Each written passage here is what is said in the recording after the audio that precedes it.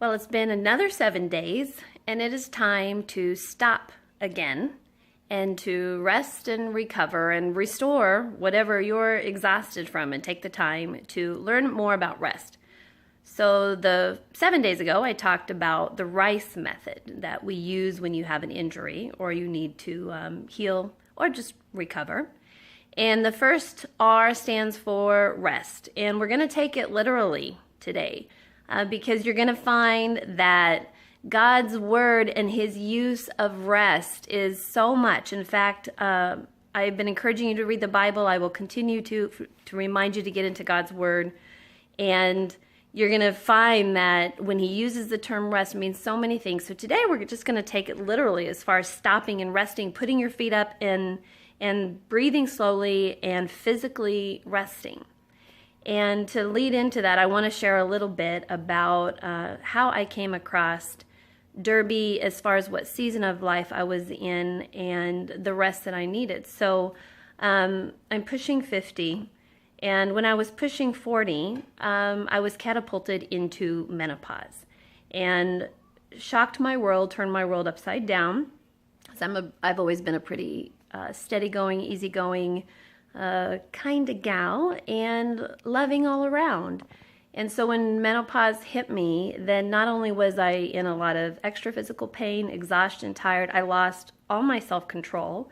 So I started eating junk nonstop. I went into depression and feeling guilty and sad. And then on top of that, I hated everyone, especially anybody who dared breathe heavily around me. So just this mood of wanting to throat punch anyone that came within 2 feet of me. I'm sure some of you might relate. So when roller derby came into my life, I literally had prayed about, God, I need something that helps me through this season of life. And there's a book that I loved, still love, years ago from the Chronicles of Narnia. It's The Horse and His Boy. If you haven't read it, read the whole series. It's a great series, but there is a saying where the horse says to the boy, when the boy tells him, but I can't ride, the horse says, oh, well, can you fall? And the boy is confused, like, well, yeah, but I can't ride. He said, no matter, just get back up. If you can get back up and get back on, then eventually you're going to learn to ride. And that really had been my life motto for a lot of hardships I had been through is, can I fall? And every time I tried something new or life was hard, I just think, can I fall? Because that meant I can get back up and just try again. Well, when I hit menopause and this new season of life, I started getting so depressed. It was like, getting back up isn't enough. I want to ride. I want to ride longer. I want to stay on the horse longer.